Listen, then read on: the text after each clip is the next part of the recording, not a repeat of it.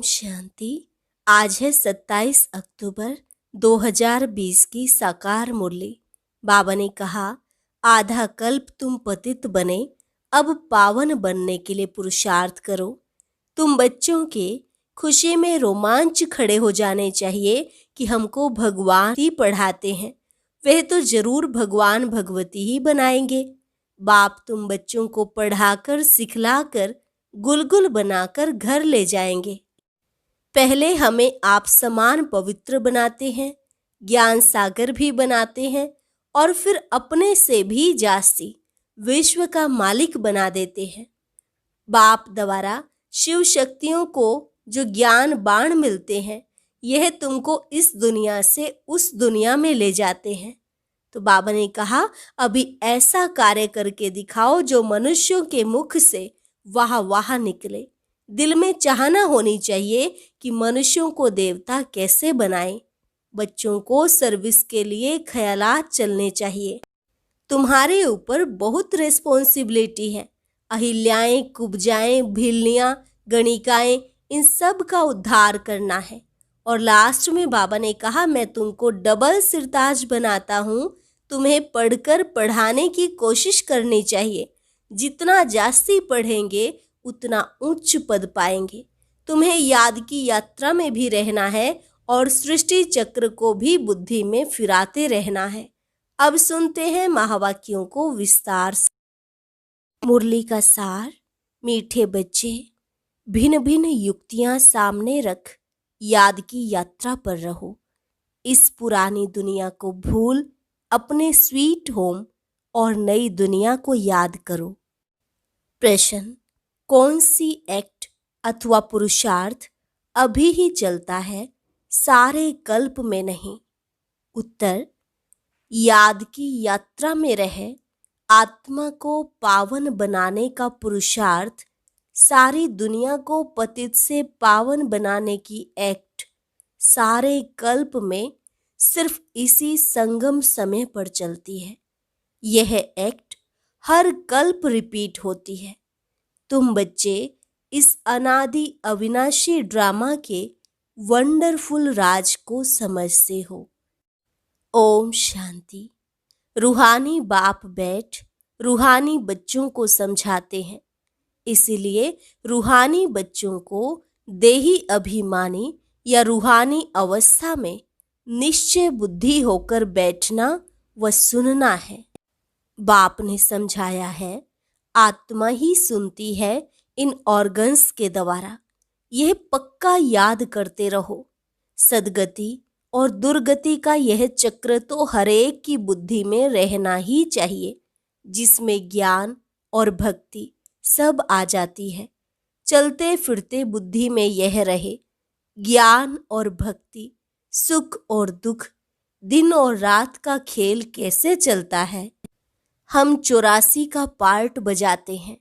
बाप को याद है तो बच्चों को भी याद में रहने का पुरुषार्थ कराते हैं। इससे तुम्हारे विकर्म भी विनाश होते हैं और तुम राज्य भी पाते हो। जानते हो, यह पुरानी दुनिया तो अब खलास होनी है। जैसे कोई पुराना मकान होता है और नया बनाते हैं तो अंदर में निश्चय रहता है, अभी हम नए मकान में जाएंगे। फिर मकान बनने में कभी वर्ष 2 लग जाते हैं। जैसे नई दिल्ली में गवर्नमेंट हाउस आदि बनते हैं तो जरूर गवर्नमेंट कहेगी हम ट्रांसफर हो नई दिल्ली में जाएंगे। तुम बच्चे जानते हो, यह सारी बेहद की दुनिया पुरानी है। अब जाना है नई दुनिया में। बाबा युक्तियां बताते हैं, ऐसी ऐसी युक्तियों से बुद्धि को याद की यात्रा में लगाना है। हमको अब घर जाना है, इसलिए स्वीट होम को याद करना है, जिसके लिए मनुष्य माथा मारते हैं। यह भी मीठे मीठे बच्चों को समझाया है कि यह दुख धाम अब खत्म होना है। भले तुम यहाँ रहे पड़े हो, परंतु यह पुरानी दुनिया पसंद नहीं है। हमको फिर नई दुनिया में जाना है। भले चित्र आगे कोई भी ना हो तो भी तुम समझते हो, अब पुरानी दुनिया का अंत है। अब हम नई दुनिया में जाएंगे। भक्ति मार्ग के तो कितने ढेर चित्र हैं, उनकी भेंट में तुम्हारे तो बहुत थोड़े हैं। तुम्हारे यह ज्ञान मार्ग के चित्र हैं और वह सब हैं भक्ति मार्ग के। चित्रों पर ही सारी भक्ति होती है। अब तुम्हारे तो हैं रियल चित्र, इसलिए तुम समझा सकते हो रॉन्ग क्या है, राइट क्या है। बाबा को कहा ही जाता है नॉलेजफुल। तुमको यह नॉलेज है, तुम जानते हो हमने सारे कल्प में कितने जन्म लिए हैं, यह चक्र कैसे फिरता है। तुमको निरंतर बाप की याद और इस नॉलेज में रहना है। बाप तुमको सारे रचता और रचना की नॉलेज देते हैं, तो बाप की याद भी रहती है। बाबा ने समझाया है, मैं तुम्हारा बाप, टीचर, सतगुरु हूँ। तुम सिर्फ यह समझाओ। बाबा कहते हैं, तुम मुझे पतित पावन लिबरेटर गाइड कहते हो ना। कहाँ का गाइड? शांति धाम, मुक्ति धाम का। वहां तक बाप ले जाकर छोड़ेंगे। बच्चों को पढ़ाकर, सिखलाकर, गुलगुल बनाकर घर ले जाए छोड़ेंगे। बाप के सिवाय तो कोई ले जा नहीं सकते, भल कोई कितना भी तत्वज्ञानी व ब्रह्म ज्ञानी हो। वह समझते हैं हम ब्रह्म में लीन हो जाएंगे। तुम्हारी बुद्धि में है कि शांति धाम तो हमारा घर है, वहां जाकर फिर नई दुनिया में हम पहले पहले आएंगे। वह सब बाद में आने वाले हैं।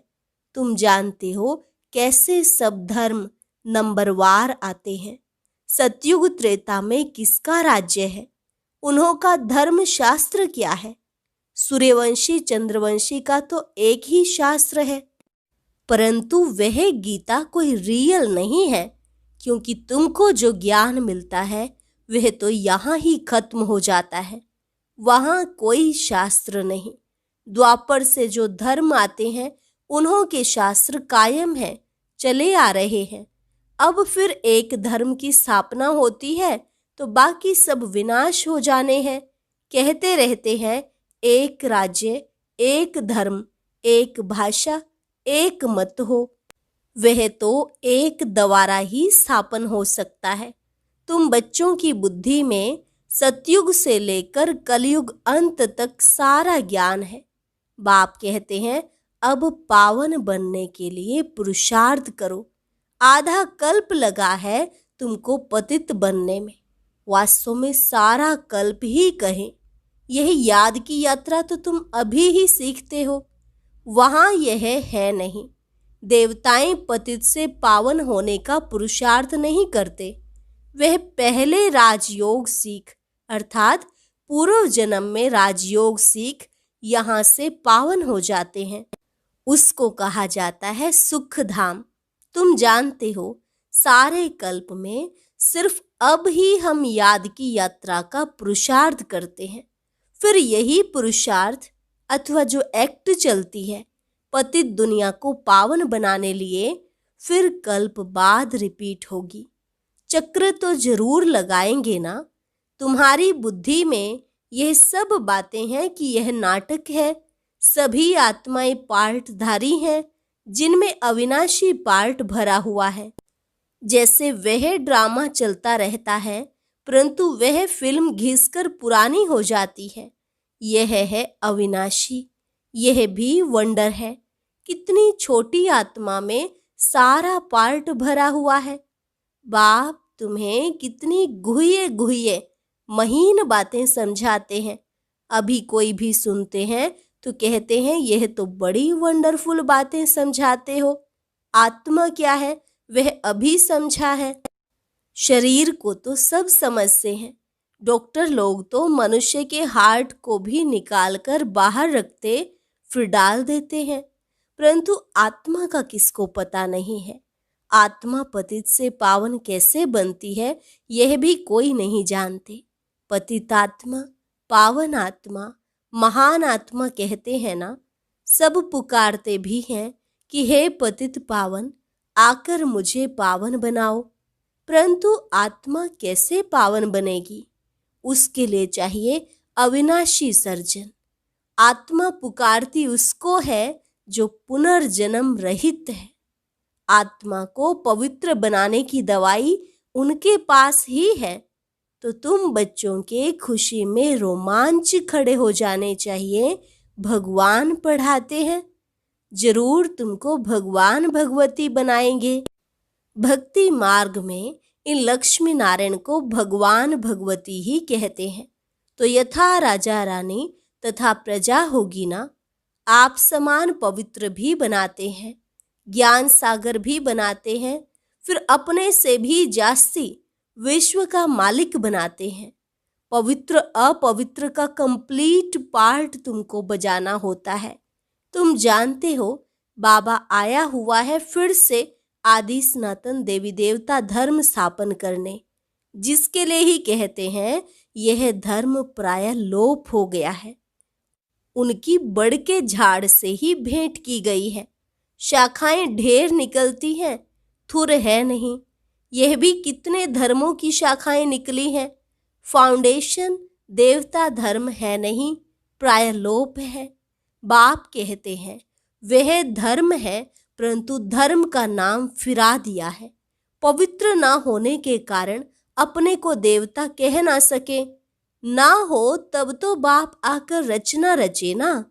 अभी तुम समझते हो हम पवित्र देवता थे, अभी पतित बने हैं। हर चीज ऐसे होती है। तुम बच्चों को यह भूलना नहीं चाहिए। पहली मुख्य मंजिल है बाप को याद करने की, जिससे ही पावन बनना है। बोलते सब ऐसे हैं, हमको पावन बनाओ। ऐसे नहीं कहेंगे कि हमको राजा रानी बनाओ। तो तुम बच्चों को बहुत फखुर होना चाहिए। तुम जानते हो हम तो भगवान के बच्चे हैं। अभी हमको जरूर वर्षा मिलना चाहिए। कल्प कल्प यह पार्ट बजाया है, झाड़ बढ़ता ही जाएगा। बाबा ने चित्रों पर भी समझाया है कि यह है सदगति के चित्र। तुम ओरली भी समझाते हो, चित्रों पर भी समझाते हो।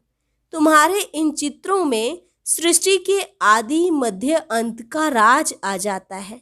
बच्चे जो सर्विस करने वाले हैं, आप समान बनाते जाते हैं। पढ़कर पढ़ाने की कोशिश करनी चाहिए। जितना जास्ती पढ़ेंगे उतना उच्च पद पाएंगे। बाप कहते हैं मैं तदबीर तो कराता हूँ, परंतु तकदीर भी हो ना। हर एक ड्रामा अनुसार पुरुषार्थ करते रहते हैं। ड्रामा का राज भी बाप ने समझाया है। बाप बाप भी है, टीचर भी है, साथ ले जाने वाला सच्चा सच्चा सतगुरु भी है। वह बाप है अकाल मूर्त। आत्मा का यह तख्त है ना, जिससे यह पार्ट बजाते हैं। तो बाप को भी पार्ट बजाने सदगति करने के लिए तख्त चाहिए ना। बाप कहते हैं मुझे साधारण तन में ही आना है, भबका व ठाठ कुछ भी नहीं रख सकता हूँ। वो गुरुओं के फॉलोवर्स लोग तो गुरु के लिए सोने के सिंहासन महल आदि बनाते हैं। तुम क्या बनाएंगे?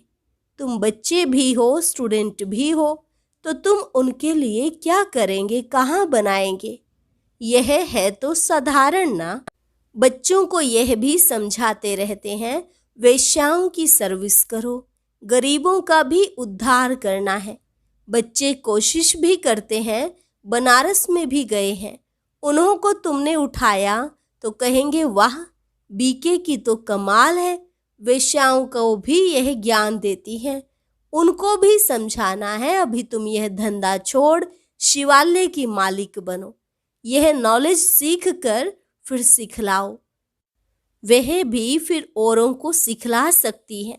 सीख कर होशियार हो जाएंगे तो फिर अपने ऑफिसर्स को भी समझाएंगे। हॉल में चित्र आदि रख बैठकर समझाओ तो सब कहेंगे वहाँ वेश्याओं को शिवालयवासी बनाने के लिए यह बीके निमित्त बनी है। बच्चों को सर्विस के लिए ख्यालात चलने चाहिए। तुम्हारे ऊपर बहुत रिस्पॉन्सिबिलिटी है। अहिल्याएं, कुब्जाएं, भीलनियाँ, गणिकाएं, इन सब का उद्धार करना है। गायन भी है, साधुओं का भी उद्धार किया है। यह तो समझते हो साधुओं का उद्धार होगा पिछाड़ी में। अभी वह तुम्हारे बन जाएं तो भक्ति मार्ग ही सारा खत्म हो जाए, रिवॉल्यूशन हो जाए। सन्यासी लोग ही अपना आश्रम छोड़ दें, बस हमने हार खाई, यह पिछाड़ी में होगा। बाबा डायरेक्शन देते रहते हैं, ऐसे ऐसे करो। बाबा तो कहाँ बाहर नहीं जा सकते। बाप कहेंगे बच्चों से जाकर सीखो। समझाने की युक्तियां तो सब बच्चों को बताते रहते हैं। ऐसा कार्य करके दिखाओ जो मनुष्यों के मुख से वाह वाह निकले।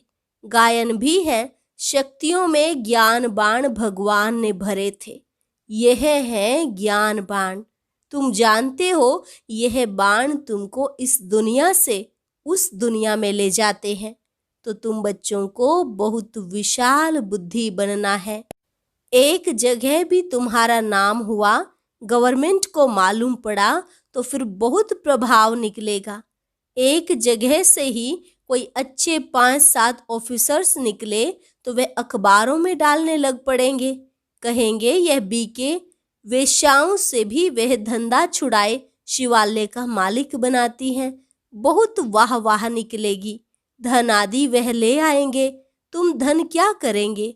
तुम बड़े बड़े सेंटर्स खोलेंगे। पैसे से चित्र आदि बनाने होते हैं। मनुष्य देखकर बड़ा वंडर खाएंगे। कहेंगे पहले पहले तो तुमको प्राइज देनी चाहिए। गवर्नमेंट हाउस में भी तुम्हारे चित्र ले जाएंगे। इन पर बहुत आशिक होंगे। दिल में चाहना होनी चाहिए मनुष्य को देवता कैसे बनाएं। यह तो जानते हो, जिन्होंने कल्प पहले लिया है वही लेंगे। इतना धन आदि सब कुछ छोड़ दें, मेहनत है।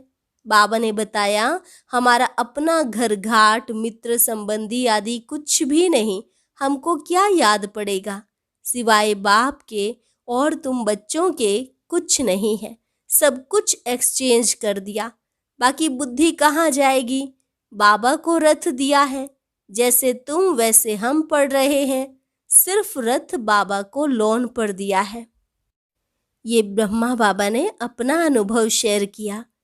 बाबा कहते तुम जानते हो हम पुरुषार्थ कर रहे हैं सूर्यवंशी घराने में पहले पहले आने के लिए। यह है ही नर से नारायण बनने की कथा। तीसरा नेत्र आत्मा को मिलता है। हम आत्मा पढ़कर नॉलेज सुन देवता बन रहे हैं। फिर सो राजाओं का राजा बनेंगे। शिव बाबा कहते हैं मैं तुमको डबल सिरताज बनाता हूँ। तुम्हारी अभी कितनी बुद्धि खुल गई है। ड्रामानुसार कल्प पहले मुआफिक।